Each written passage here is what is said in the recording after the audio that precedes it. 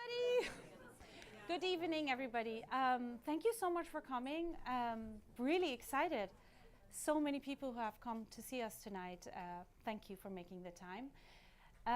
This is a very special evening for us. I mean, as you've seen, we have two exhibitions on display right now. We have upstairs the latest experimentation by BottoDAO, which is an experimentation with P5JS. And we have some earlier works by BottoDAO on display as well.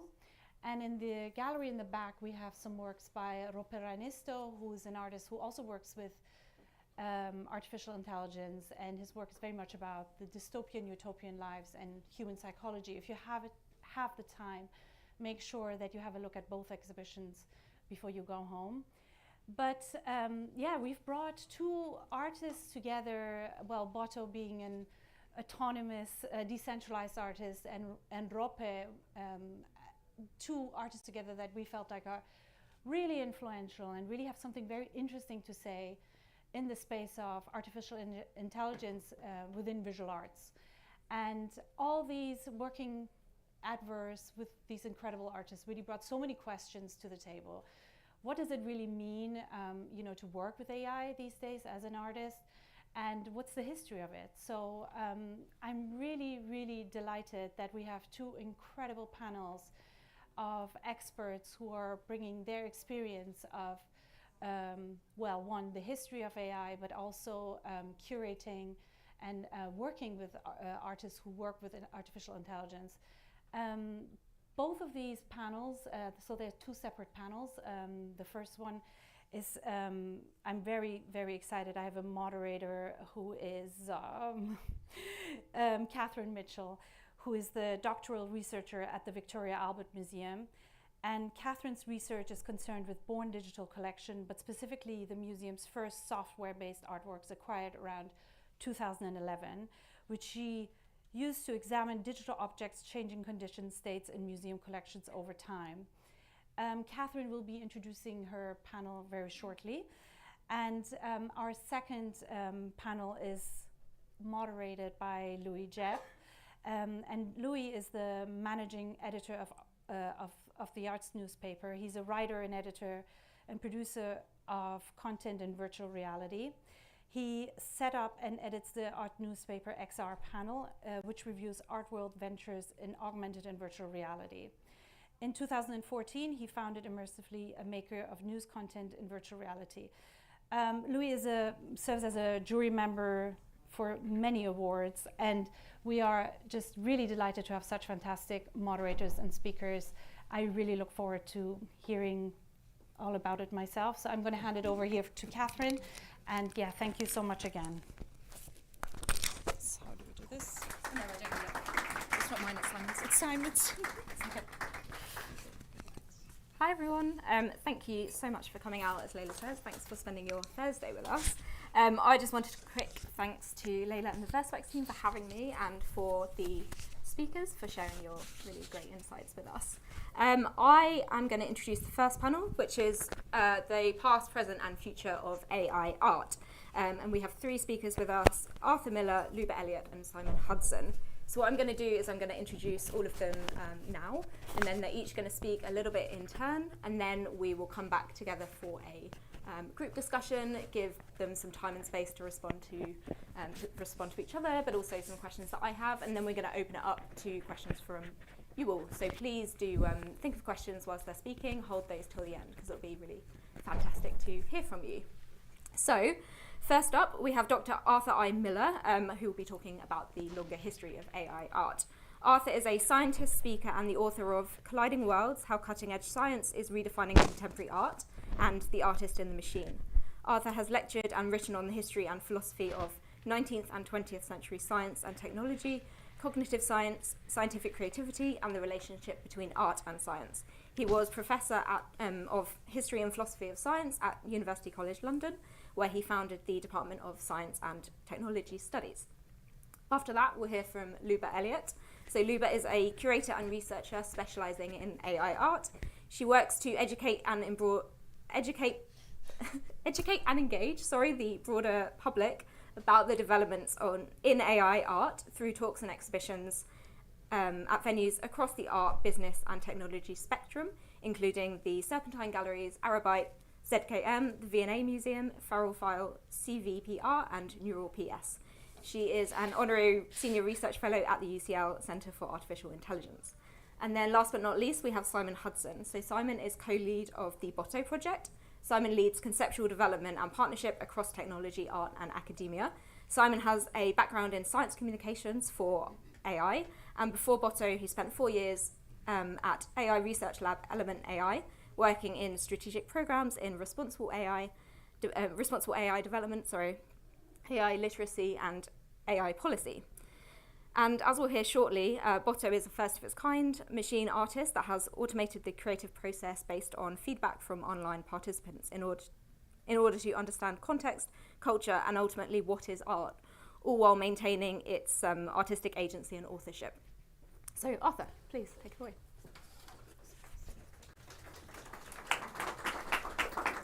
First of all, thank you, Layla, for inviting me to speak at this timely and prestigious gathering. Now, AI art, a subject with an inspiring past, an exciting present, and a breathtaking future. That's the gist of what I'll be talking about. And let's begin sort of at the beginning. During World War II, big-as-a-room computers were instrumental in cracking enemy codes, such as this machine called Colossus, sited at Bletchley Park. Then in the 1960s, you had big-as-a-room computers, such as the IBM 7090, which were used to solve numerically complicated mathematical equations, and the solution was mapped out with a graphical unit, a plotter attached to the machine, in other words, line drawings.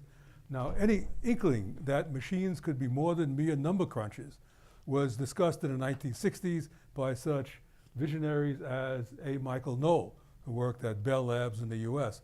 Knoll, incidentally, is the person who coined the term computer art. As an interesting experiment, Knoll set up a situation where he compared a work of art created by a machine, and he compared a work of art created by a machine with a work of art created by a master. And what he did was he took randomly spaced points and wrote a computer program to connect those points with lines horizontal and vertical, and the result was computer composition with lines. And then he compared that with Mondrian's composition with lines. And to his surprise, most people preferred the computer composition with lines because it looked more random. Just shrugged his shoulders and said, well, so much for creativity by jury. Then he connected 99 points with 100 lines. And he did that. He took the points, he calculated the points, XY coordinates, with points randomly selected from a bell-shaped curve, and treated those points with a quadratic equation and called the creation Gaussian quadratic. And tongue-in-cheek, he compared it to Picasso's Ma Jolie, looking at the line structure. At about the same time, Frieda Nack in Germany did similar experiments. And he worked on, his first experiment was with Paul Klee's Highways and Byways on the left from 1929. And what Nack did was to write a computer program with an amount of randomness in it for variety, and calculated Klee's straight lines as curved lines and roughly drawn circles as perfect circles. And Nack's creation on the right, he called homage to Paul Klee. Again, in this era, Vera Molnar in Paris experimented with composing patterns with straight lines using a computer. And she was harshly criticized by the Parisian art establishment as working outside of the line of the history of art, to which she replied, well, nothing doing. What I'm up to is I'm extending work done by modernist artists such as, well, guess who? Mondrian. And this is our 1974 homage to Mondrian. So, thus did Klee and Mondrian become catalysts for a new trend in art owing to their styles using lines which plotters could emulate. Knoll, Nack, and Molnar guessed that Klee and Mondrian unknowingly followed rules and algorithms. In other words, they were closet algorithmic artists. Harold Cohn's Artbot Aaron was more sophisticated than the previous ones. It was essentially a series of computer programs that Cohn formulated over the years 1968 to 2016 when he died. They were rule-based algorithms with, again, an element of randomness in it. So when he assembled eyes, noses, legs, arms, rivers, flowers, and whatnot, there would be randomness in there. And they produced pleasing pictures such as this one, which it is said Aaron made in his own style, which was essentially the style of Harold Cohen. Now what computer scientists really wanted to do was to let computers loose to create. And a means for this was had with artificial neural networks coming of age in the 21st century. An artificial neural network is comprised of layers of artificial neurons, and the overall structure is that of the human brain. With artificial neural networks came machine learning, where without any rules, a machine could learn directly from data. And so discussions of machine creativity reached a much higher plane than being merely academic. Machines play a central role in our life. The horse is out of the stable, AI is here to stay. But there are problems, and one of the problems is that we really don't know how artificial neural networks work, yet they're used in driving driverless cars and so on. And art has given us some hints in this direction. And what I mean is the creation, I should say, in 2015 of the algorithm Deep Dream by Alexander Mordvintsev, standing on my left. Deep Dream is an algorithm that can tell you what a machine sees in each layer of neurons. For example, if you study a street photograph, and put it to an artificial neural network and stop the processing at some layer inside the machine, then the machine will see something like that. I mean, that's just amazing. That's surrealistic. It's not what we had expected. And a whole new artwork popped up, Deep Dream artwork, and that style took the world by storm. And a new type of artist began to emerge. Well, actually it began to emerge in the 1990s as well, called the AI artist. The AI artist produces with code, works with code and machines. The AI artist is artist and technologist rolled into one. Mordvintsev became an AI artist, and another example of an AI artist is Mario Klingemann, who said to me, human creativity is limited. The implication being that machine creativity is unlimited, to which I wholeheartedly agreed. Now, Mario has made vital contributions to just about every part of AI art, and particularly to the art that will be discussed later tonight, and the art of BottoDAO.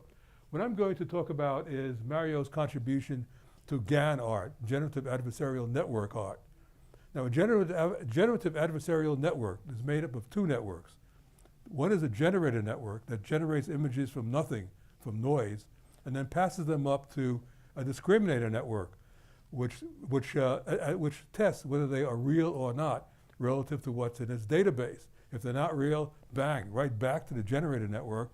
And this adversarial relationship goes on and on until the generator network gets the idea of what the discriminator network wants. But by that time, the memory of the generator network has been made up of images that have very little to do with the world in which we live. Now, the particular GAN project I want to just mention here that Mario worked on is one for which he chose an atypical data set, because to Mario, the choice of the data set is also a creative act. And he chose thousands of pairs of images, one part of which is a high-resolution photograph, and the other one is a blurred version of that photograph. He trained his machine with that, and then fed the machine a blurred photograph, a blurred image, to get the process going, and let the machine, as he said, straighten it out. And this is what the machine straightened it out as. Very Francis Bacon-esque in aesthetic. They're surprising, novel, and complex, which are indicators, by consensus, are indicators of human creativity, so why not machine creativity too? So we may say that the algorithms Deep Dream and generative adversarial networks allow machines to begin to dream, to imagine, and to form an inner life of their own. Now I want to get to the most exciting part of AI today, generative AI, where generative AI technologies can create text, audio, and images in response to prompts. I'm going to talk about machines as artists, of course. And the algorithms for generative AI artwork work on a complex process which creates images that are very different from the images the machine was trained on. This gives these machines a distinct advantage over previous art bots, such as Aaron, for example. Popular art bots, which you probably use, are Stable Diffusion, DALL-E 2, and Midjourney. They're all of the same ilk, but they differ in character and style, just like we do. And let's look at how these three algorithms respond to the prompt, pyramid-shaped mountain above a still lake covered with snow. Stable Diffusion gives a very nice artistic image. DALL-E 2, a very sharp photographic image. And Midjourney begins to take artistic license. Now we can ask whether you can patent AI art. In the States, in the United States, the US Patent Office says bluntly no. Only humans can be creative, not machines. Well, on that note, let's play a little game, which you can all participate in. I'm going to show you two images. And can you tell me whether they were created by a human or by a machine? What about this one? How many votes for human? Oh, take a chance. Machines, the rest, right? Yes? Well, it was done by a human. It was done, the artist is Ansanto Finchtark. And what about this one, which is quite beautiful? Was that done by a human? AI. Oh, AI, but you all read the New York Times, okay. Yes, it was done by a human, it was done by a machine. It was done by the algorithm Midjourney running on an artificial neural network. So actually, it's not straightforward to tell art done from an AI apart from art done by a human. It's sort of a primitive Turing test.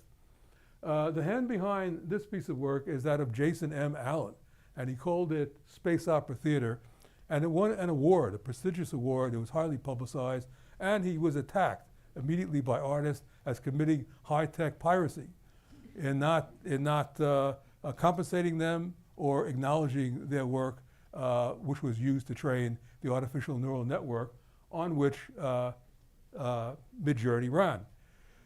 And that opened up the Byzantine era of AI copyright. Now, the New York Times picked up the story and quoted J.M. Allen, AI artist, thus, art is dead, dude. It's over. AI won, humans lost. To which AI Miller, namely me, wrote on Twitter, not so fast, dude. There's art produced by humans, collaborations between the machine and human, and art created by machines. From end to end, different aesthetics, different art, no one loses. Well, perhaps not for now.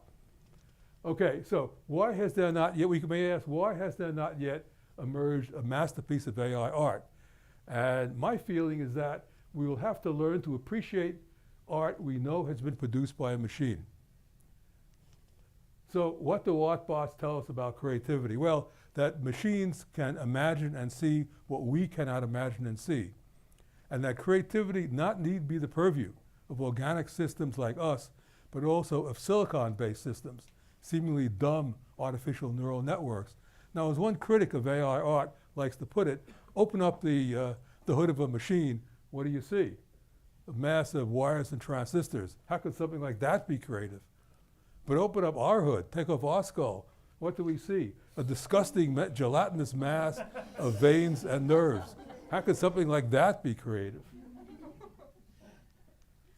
To me, the boundary between human intelligence and machine intelligence will blur, and there will be only intelligence. Now, I added on to that sentence in the fantastical style of surrealism and gave it as a prompt to the algorithm Coherent. And it produced a number, huge number of pictures, and as big as you want. I chose this one because a lot occurred like that. I mean, that just blew my mind. This is how the machine saw that prompt. And to me, it seems as if in the future, machines may well have to explain their art to us humans, whatever human will mean by that time. And we should not characterize AI art like the previous art, because AI art is the world as seen through the eyes of a machine. So I gave DALL-E 2 the prompt Infinite Joy, and it gave me a number of images. but a lot of them were like that. I mean, this impish creature having the time of his life, it has to touch you. And the conclusion you must draw from that is that for an artificial system to understand these difficult concepts, infinite joy, and manipulate them, makes it seem as if there is something going on in the machine beyond probabilities and numbers. I mean, if you give a computational model of the brain, there has to be more in that model than probabilities and numbers, something that can give rise to such emerging qualities as creativity and maybe consciousness. So to conclude, into the future, the way I see it is right now, because it's difficult today to predict more than 5 years into the future. I mean, I used to say, who knew 20 years ago the world would be like it is today? And now it's who knew 3 years ago. Remember, 3 years ago was 2021 and 2022. ChatGPT came online and the world has not been the same. So I will say that there'll be three strands. One strand, a human artist standing there at their easels and doing oil painting. And then another strand is human and machine working together, collaborating, bootstrapping each other's creativity. And the third strand is machines working end-to-end in creativity. Thinking of what they want to paint, they'll paint it, and then they'll assess it. Now what's behind all of this, an issue here today, is the existential threat of machines. And but the one thing that's missing from the dystopian scenarios that we see in newspapers, books, and articles, and some of them quite silly, is that what's left out is that we are evolving. And today we are evolving faster than the rate of Darwinian evolution, which is on the time scale of 50,000 years, a century, a millennium, billions of years. And it seems as if we are merging with machines. And I don't mean machines that are going to have metallic insides, but they'll have some other sort of insides. I mean, actually, we are machines. We are biological machines. And this might not be a bad evolutionary route for the human race, whatever human will mean by that time, because machines have the potential to look into the future, spot problems, and immediately work on them, something that we don't seem to be very good at. And if you want to read more about some more details about some of which I've said today, see my books, Colliding Worlds and The Artist and the Machine, and presently I'm working on a sequel to The Artist and the Machine. Thank you.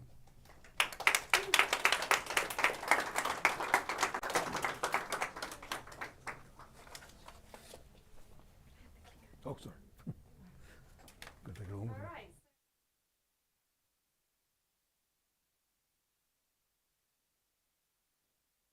So much, Arthur, for sort of giving us the background of the history from like the 1950s or so. And yeah, so my entry point into this field coincided pretty much with Deep Dream. And it's kind of the era I prefer to refer to mainly. So yeah, 2015, 2016. And yeah, I know Arthur covered Deep Dream, which is normally the slides I prefer to start with. And yeah, he also briefly mentioned GANs. And I also have a favorite, I think, Mario artwork that I like to include. And this is kind of this series where he was also working on the human form. And what I've always found interesting about this kind of earlier GAN art is probably like the different perspectives from the communities in the field. So I've been working a lot with the academic AI research community. I've been going to their conferences, and I would go to some of the presentations of the academic papers, and they would show some of the images that were generated by a GAN, where maybe you'd have a creature with like 4 legs instead of 2, and they would position it as a problem that needs to be solved because, you know, the AI system was not generating the right number of kind of legs. And then you go to an art audience, and of course there's so much more excitement about this kind of creativity in the algorithm that sometimes does things that are unexpected. And I feel some of this is also reflected in Mario's practice, like the work in the middle. There's this like arm that sticks out at an odd angle, and it's like a trace of some of the artifacts kind of the GAN model. And yeah, so I think GANs, of course, were becoming very popular from probably 2016, 2017 onwards. And there's a group of artists who were looking at the dataset component, right? Because you have the GAN algorithm, as Arthur explained, with the generator and discriminator. And then you have the dataset part, which is something that is perhaps easier for a initially non-technical artist to control, right? Because you could go out, you could take thousands of pictures, you could use your own drawings or engravings and then combine them to make a data set that you train the AI on. And there are a few artists who've made some, I think, interesting works in this space, including Helena Sarin, who probably has one of the most kind of distinct aesthetics in this space because it's very kind of craft-based. And I know that she combines different types of data. So in the image on the right, you would have, I think, some photographs and then also some kind of newspapers that are all blended in to create these images that, I mean, I certainly wouldn't initially associate with the cold, hard sort of AI system. And then there is Anna Ridler, who you might be familiar with. So this is actually a project I commissioned of hers for Impact Festival in the Netherlands in 2018. And Anna came over, she took 10,000 photographs of tulips and she proceeded to label them and then use them as a data set to make these kind of beautiful renditions of tulips. And I think apart from kind of using the data set to kind of control that part of the process, there was also an innovation in terms of displaying the work, because at that point in time, if you would look at how AI art was presented, it was mainly kind of a screen with, these kind of moving images or sometimes stills. And for Anna, it was important to exhibit the two aspects side by side. So there'd be kind of one video, and then on the wall opposite, there might be like thousands of these images, so that anybody attending would realize that, okay, the human element in constructing these systems is very important, because ultimately a lot of Anna's labor went into kind of making the data set. And I mean, somebody's labor normally goes into the creation of a lot of these data sets, though of course nowadays there's also a synthetic element. But yeah, it's interesting to kind of figure out how to communicate that. And yeah, she also made some kind of NFT-based projects in, I think, 2019, before NFTs were a thing, where you could buy this kind of like tulip NFT that would only last for like a few days, and then it would like self-destruct, because ultimately real tulips cannot last forever, right? And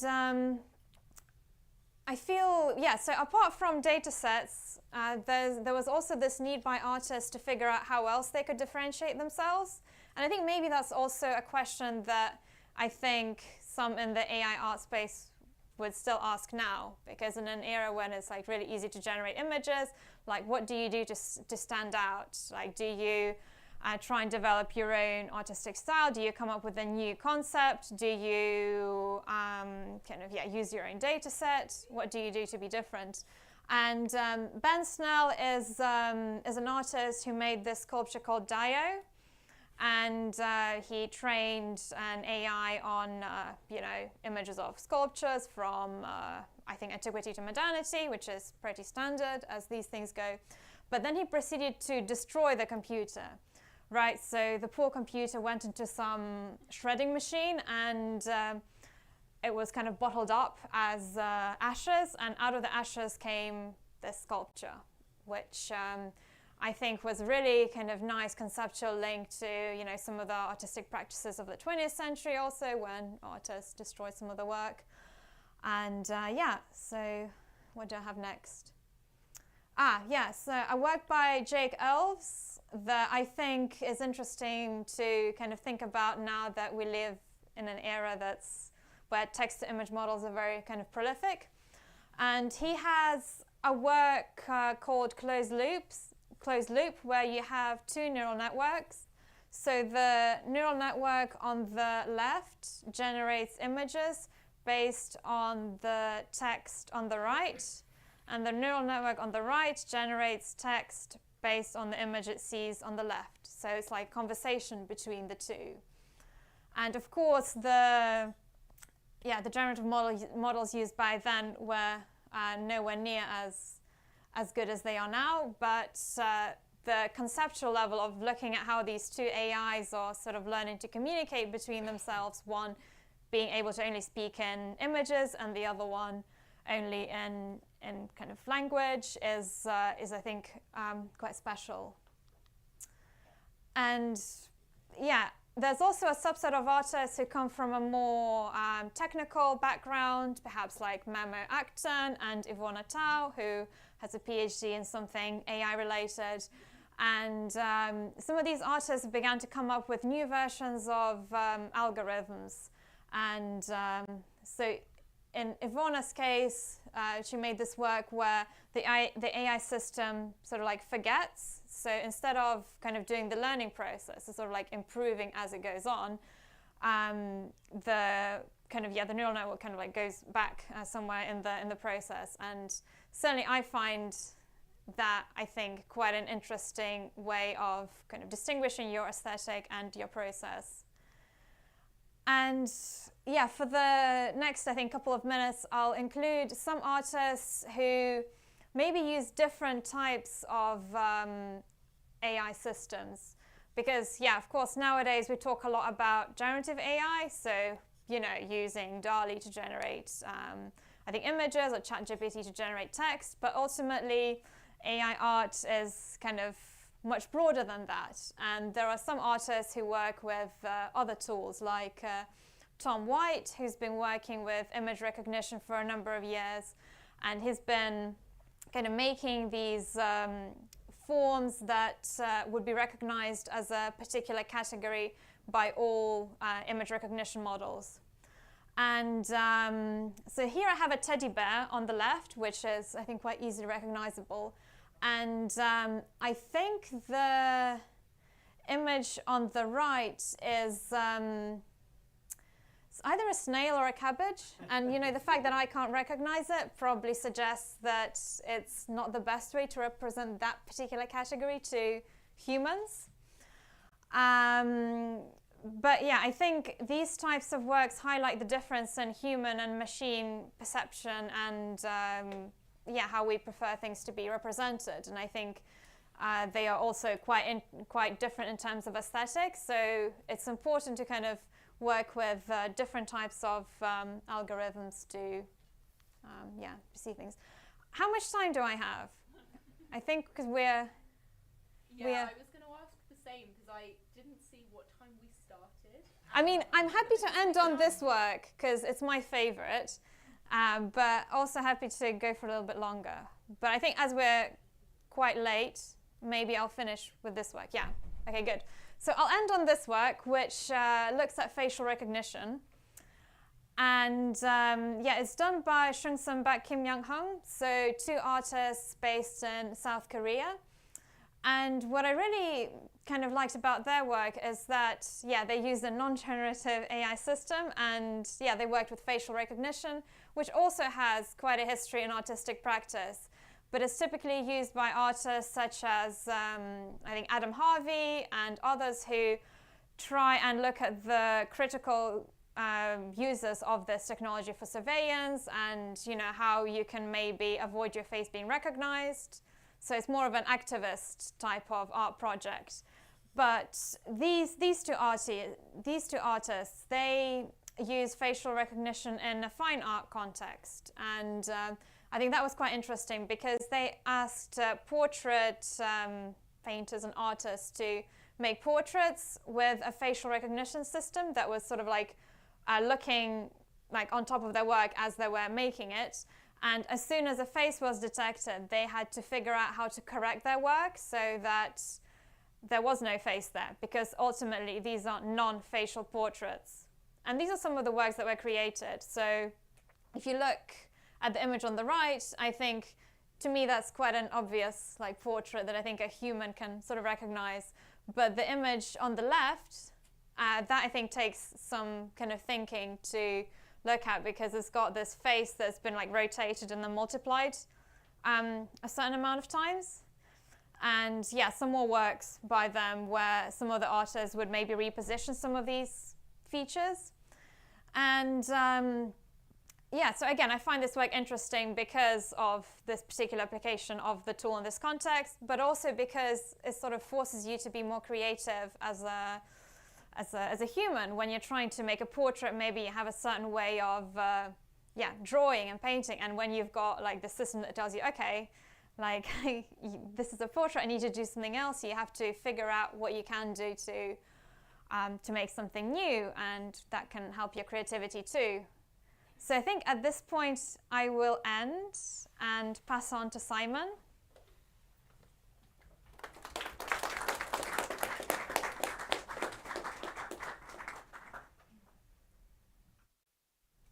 Hi, can you hear me? Yeah, okay. I'll just wait for the slides to come up. Thanks everybody for coming. Really great to see everybody. Thank you to Verse for hosting. Really great to hear everybody speak, and I've learned a lot about the history behind our project. I will probably go very fast just for the sake of time because I really want to get into the conversation. Whoa, that's way early. I'm exposing all of my reveals. Okay. Introduction to BottoDAO. I'm going to scope over myself. What is a decentralized autonomous artist? BottoDAO is an experiment in creating a fully autonomous artist. Just fair warning, there will be more jargon. I apologize in advance. BottoDAO was born October 8th, 2021.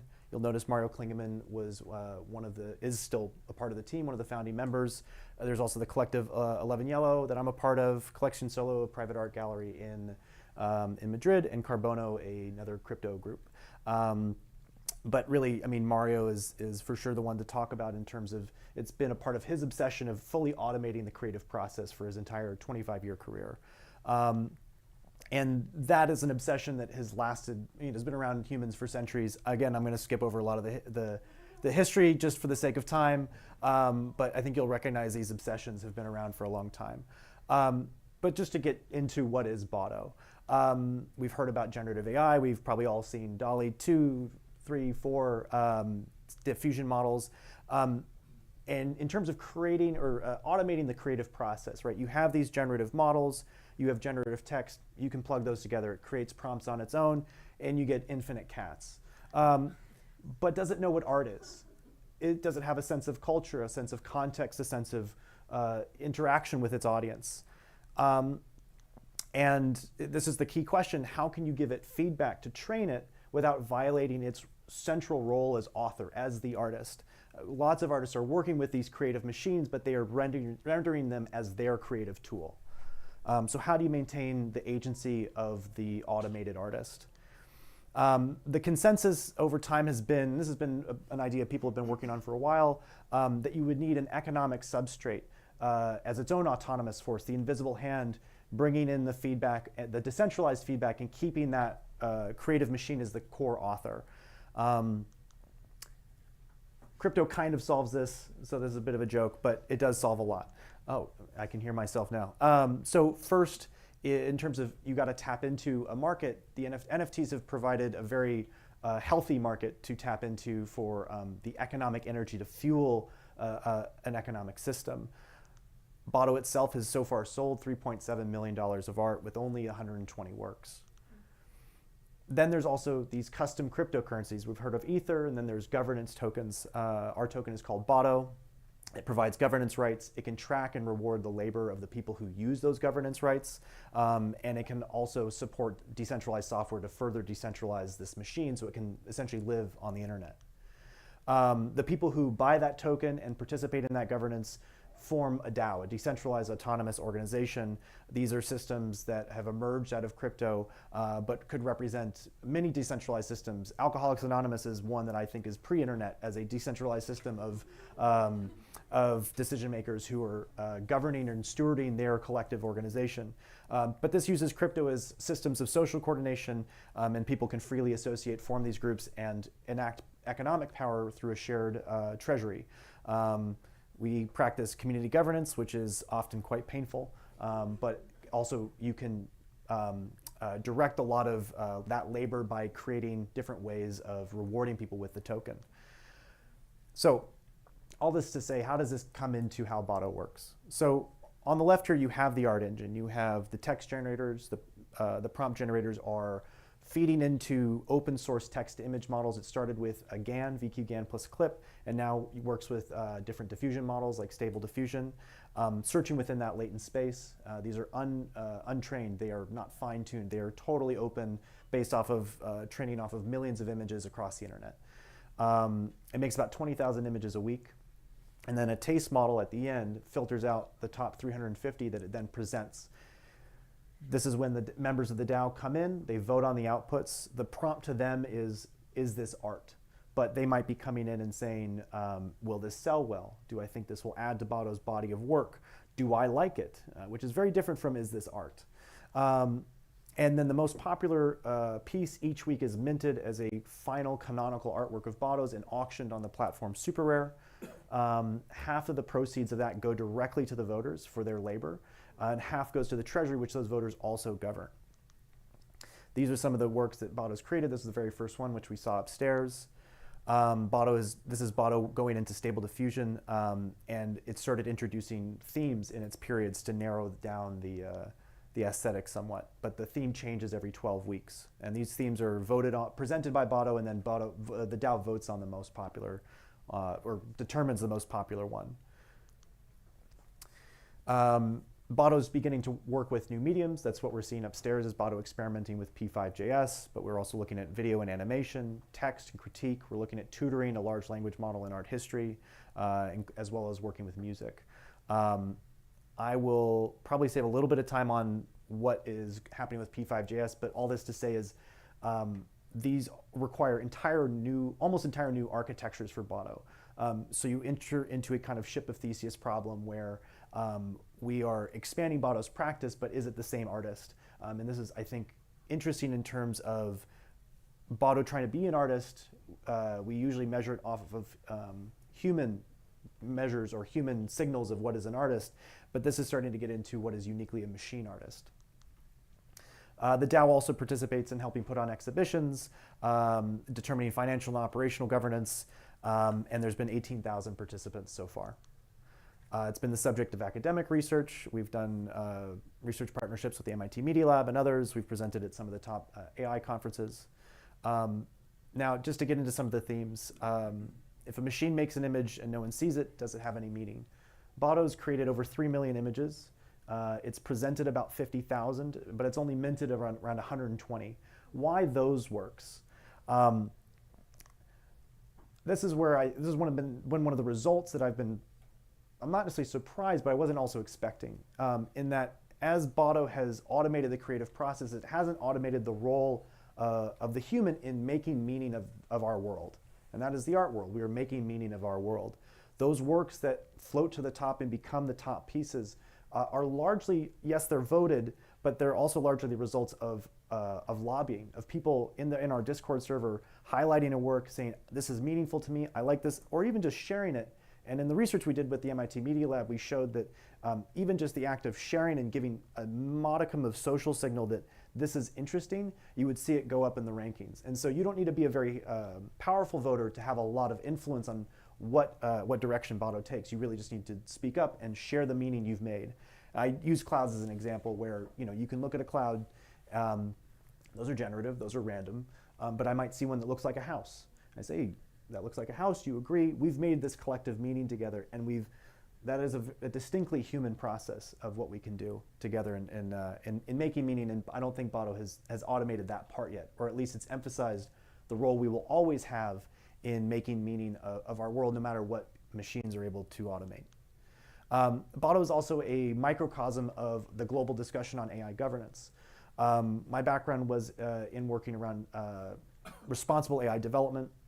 We were very involved in the development of the AI Act in Europe, regulating AI. Lots of talk about bringing stakeholders to the table to determine how AI should be regulated. Almost never done. Even when they do get to the table, are they able to make a productive contribution? And so what BottoDAO is, as far as I know, one of the only, if not the only, openly governed AI systems in the world in production on the internet that anybody can participate in, that also shares in the value that it creates from those governance inputs. And this is very important because when you look at the marketing of, say, ChatGPT, you don't see the thousands of people that are behind it just giving it inputs. And this is very, very cheap labor that is often abused and under-recognized for their contributions. BottoDAO's not a perfect system. It's a plutocratic design of one token, one vote, which is at tension with BottoDAO's autonomy, but it's an interesting thing that can play out that I won't get into now. It's obviously also a very crypto-heavy demographic, which we can all guess who that is.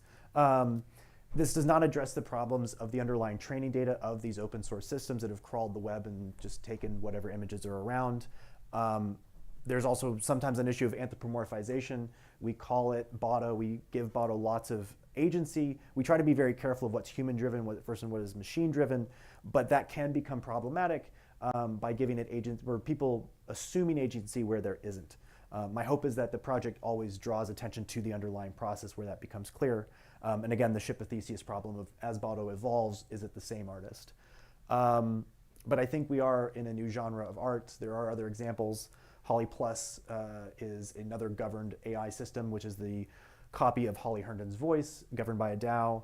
We've all seen Grimes do a version of that. And I think we can see more and more autonomous avatars building their persona and being recognized as the artist, not necessarily the people who are supporting or helping generate that. So that's it.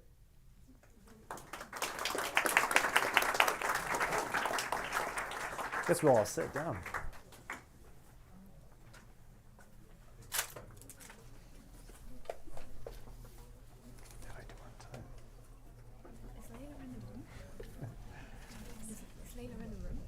Is Layla in the room still? Is Layla in the room? You want a time check? Yeah. I just didn't see what time we started.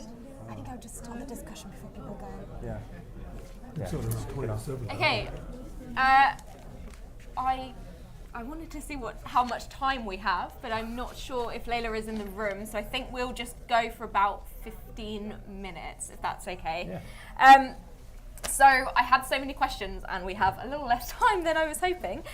So I just really, really want to go straight in with that tension, really, between the human artist and machine autonomy. And I specifically, I'm going to skip over all of the questions I had and land straight in the DAO, because I'm really interested in these ideas of collective community and meaning making specifically, and I just really want to dig into that a little bit more.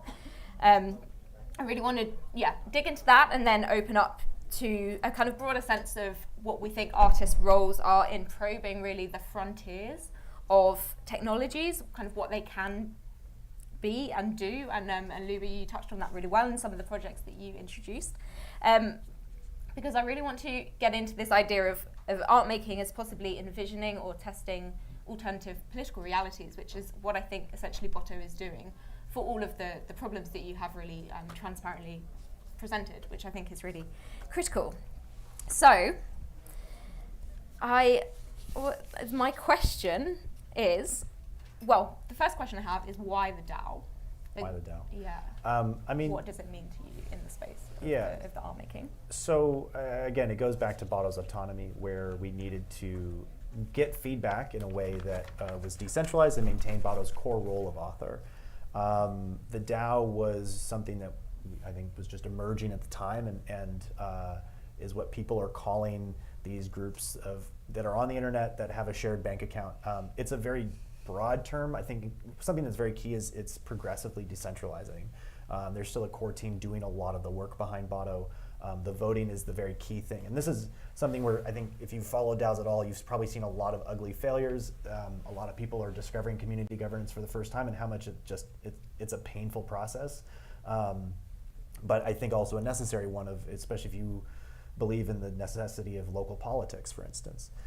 This is a different kind of locality, but it works for BottoDAO because it is core to the mission. So BottoDAO's mission needs decentralized feedback. There's a lot of DAOs that do decentralized community governance for the sake of it, and it's a good experiment, but it usually fails because it doesn't fit the mission. And in BottoDAO's case, that tension, say, of being able to buy governance power, right? That could completely defeat decentralization, but it's in tension with the need to maintain BottoDAO's autonomy. So if you're a large buyer of BottoDAO tokens, I hope you know what you've bought and understand that if you overplay your hand, you're going to be essentially killing BottoDAO or really hurting BottoDAO's autonomy.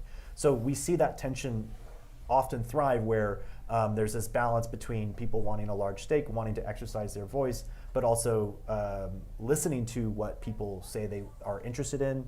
And we're working on a lot of forms of delegation where somebody might have a large stake, but they might want to delegate to, say, artist groups or art students, for instance.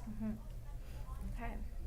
So one of the things that I'm really interested in is in artists, but artists specifically working with things like AI, robotics, and world building, to kind of using art as a space to, as I say, envision, test, and build alternative political realities. And so my question is, and then I will open it up to the wider panel, is whether DAO is such a big part of that conceptual vision, and kind of maybe it could even be conceived as the art project itself. Like, what significance does image making hold in that? So, and why art is the chosen vehicle for kind of working through those challenges that you've just articulated?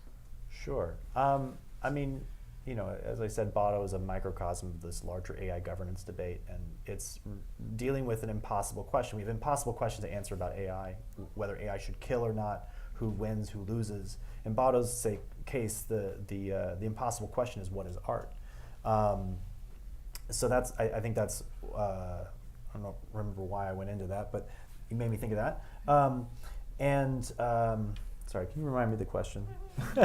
Just like what place does art making have at the center of the kind of the broader idea of decentralized AI? Yeah, and so it's dealing with that question again of what is art.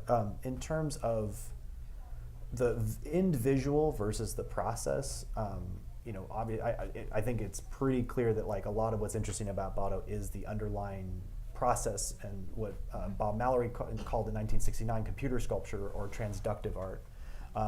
And the tokens are representative of not just BottoDAO's development aesthetically over time, right? That process runs week after week, learning from those votes, but also the DAO's development over time and its learning curve. People come in, they're very interested in what you might call very mid or derivative work. There was a piece in the first year that is a very clear derivative of dogs playing poker. But there's this, you could say, institutional knowledge that's growing that says that people realize maybe that's not so interesting. What can we push BottoDAO to do that is new? Finding new aesthetics in the latent space. And this is also the result of BottoDAO's dependence on the DAO for feedback. The ultimate mission is an autonomous artist, so maybe that role dissipates or changes over time. But right now it's a collective of both the machine artist and the crowd around it, which I think is also revealing of what is true for most artists, right? The myth of the individual artist, when truly it's an ecosystem around them that makes them successful and determines the meaning of their work. Okay, thanks. So Arthur and Luba, I wanted to extend that out to you both to think about artists' responsibilities and kind of their interest in probing emerging technologies and their decision really to engage with those latest technologies, why, how, and why they might choose not to. And I think, Luba, you presented some really interesting examples of artists working quite critically with engaging with data sets, but also with facial recognition and computer vision. And I'm just interested in the ways that you both have seen that happen, like over this longer historical period, and whether kind of essentially whether those responsibilities for critical work are changing, and what are the reasons for engaging with technologies, whether it's aesthetically or for this kind of critical debate. Yeah, so I think artists engage with new technologies for a variety of reasons. I mean, certainly, I guess in my practice as curator or community organizer, I've always looked initially at the technology, and then before the field was so crowded and popular, it was reasonably easy to see what people were doing with it. And sometimes you think, oh, this is like such a standard tool like facial recognition that maybe can be explored critically in this particular way. But it turns out that, there will be artists who will look at it in a completely different fashion and apply it in a completely new context. And I think that's an amazing thing for kind of human creativity, the opportunity to bring all these different perspectives onto the technology and figure out what are the limitations and affordances, what are some of the issues around it when you apply a technology that's been designed for one thing into an area that's like completely different. And I think ultimately that's also helpful to the technology developers, right? Because I know there was an artist called Joy Buolamwini. I think, so she was kind of working with, I think it was maybe facial recognition systems, and because she's from an African American background, some of these systems were unable to recognize her. And so she proceeded to kind of publicize this and kind of her thoughts on that. And I think that led to a lot of positive developments in terms of technology that was being built to be kind of more inclusive. But yeah, just because maybe probably the lab that was building the technology, maybe it was just white or just white male, and so all the people that we're testing on would have been from one particular demographic. Well, I think what the crux of the matter can be whether the artist considers the machine as just a giant paintbrush, or considers the machine as a collaborator, something which the machine can boost the artist's creativity. The other question that was brought up briefly is what is art? And I mean, today, the day of conceptual art is anything. Art could be a banana taped to a wall, or it can be a half-eaten hamburger on a plinth in Trafalgar Square. I think perhaps it's best to discuss what is art as what is the process producing art. And the process could be a human collaborating with a machine, or like BottoDAO wants to be, a machine working on its own. So these are things that we can't even imagine right now how they're going to turn out, because as I said, you can't really predict more than 5 years ahead these days. That I guess brings us on to the challenges and possibilities of really working within such a rapidly changing technological landscape. Sorry, I'm just really interested in issues of kind of agency and authorship. So practitioners working with commercially available technologies, particularly when the control of the direction or use is often out of that user's control. It's obviously not something specific to AI. I mean, there's been artist projects where they're pulling in an API or something, and then that API is redacted or put behind a massive paywall, and that signals the end of the project. But I guess it goes without saying that we're working within a very, very fast moving landscape. So my question really to you, Luba, is what artists working with those commercially available tools, like, do they think about the implications of those changes? Is it something they've experienced so far? And kind of how they might conceptualize that within the body of their work. And then also, Simon, kind of potential future periods of BottoDAO, like how are those periods governed essentially by changes externally to the DAO and externally to BottoDAO? Yeah, no, I think that's a really important question that you raised regarding sort of like conservation and then maybe even maintaining a practice when one relies on tools that are constantly being kind of updated or made out of date.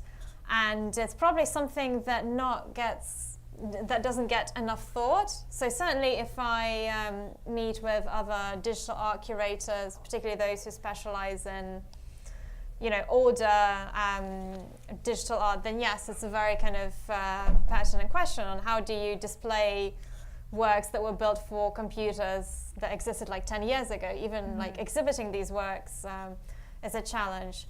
But I think certainly in the generation of artists I've worked with, like, Mario Klingerman or Anna Riddler, Sofia Crespo, I feel like sometimes they're attracted to so many different technologies.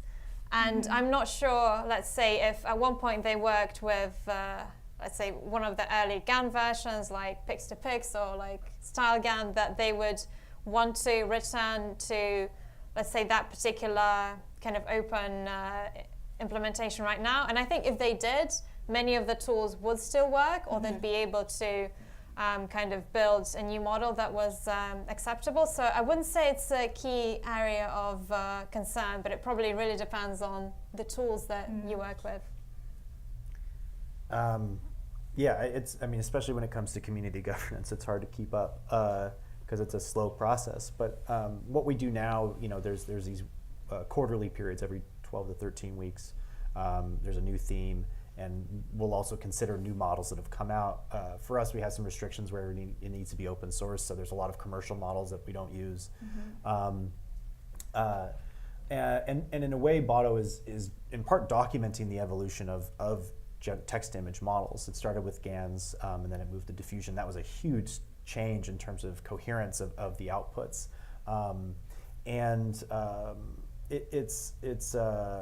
I mean, I think right now we're seeing like an explosion of new generative models. It's going to be really interesting to go back and have people digging through them and exploring the unique aesthetics of them. I almost kind of imagine like a subculture like for guitar pedals where people are looking for a very distinct aesthetic, but for that particular model, there's going to be a lot of exploration to do of just these last 2 years of development. And interestingly, like when we went from GANs to diffusion models, I had a feeling we would come back to GANs at some point because of almost like the VHS aesthetic. It survived as kind of a retro aesthetic. Literally, 18 months later, it's the highest selling works from BottoDAO, partly because of the historical value, but also because of the particular aesthetic of it. P5, I'll just say real quick, is we can see the abilities of AI expanding very fast, but this is true for industry as well. Is it good enough to actually implement for the solution that you need? And in BottoDAO's case, can you fully automate it to get to a very high quality result? And with P5, it's a slower process because getting BottoDAO to write code for the system P5.js and get to something complex enough is not nearly as simple as the text-to-image model process. So in that, we have works in progress. They are not yet mature enough to be considered a final work. And what's been interesting about that is it's kind of opened up more, because it's a much slower process of development. It's opened up more of the sculptural evolution of what BottoDAO is from that participation. So we went in not really knowing how it was going to work, but yeah, I think it moves very fast. Thankfully, the process I think has been very strong, where we haven't needed to rush into new models, for instance. If I'm interested, just one point. The point of AI art, when you're at a party or something like that and you mention that you're interested in AI art, people will generally say, you must be kidding. That isn't art, that's made by a machine. And the point here is that I think what we should all do, everybody who's interested in AI art should do, is maybe write an article every now and then that one should appreciate art that's produced by a machine. So that's what I have to say. Do we have time for one audience question? Not really. Okay. It's like a really good question. I'm very bad at saying no. Sorry, this has been so chaotic. It's just time just seemed to have disappeared. I mean, one. Just one at the back? Yeah? Yeah, it's just a question for Simon, and apologies if I butchered the logic. So you mentioned about stakeholders in the DAO community. So to what extent do you circumvent someone getting too large of a stakeholder? And even then, when they do have a stakeholder, to what degree do they AI? It's all a conversation. Yeah, there is no protection against it, really. So that's kind of the exciting part about it, is BottoDAO could be killed, and it's managed to survive. So I was saying, so theoretically, you could be sort of like a one-man band that's very much like priming Botto to produce certain pieces. Sorry, say that again? Basically saying it could be down to one individual, theoretically. Yeah. Yeah, I'm exposing BottoDAO's throat here, but you could, if you wanted to. You'll run into a lot of other whales who will try and fight back. So that's usually how it happens. Is there's enough consensus, and ultimately that's what defines the group is alignment around the core mission.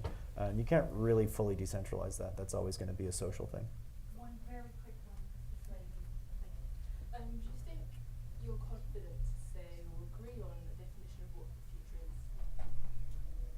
What the future is? Yeah, like, good luck with that one.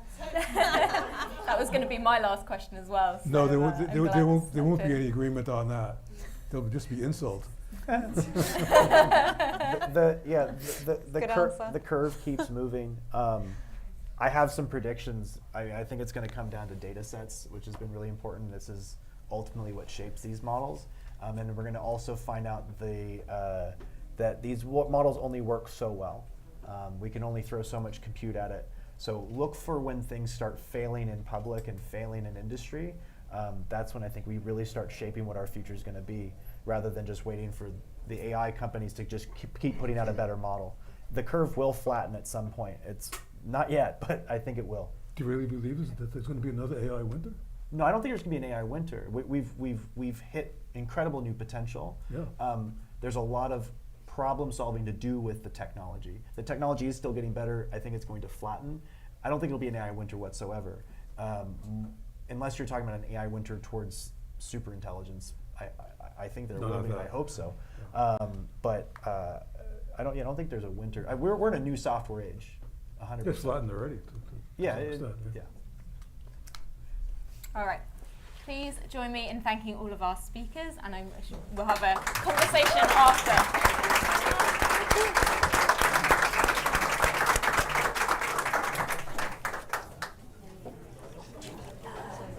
Thanks, right? Do you need the mic?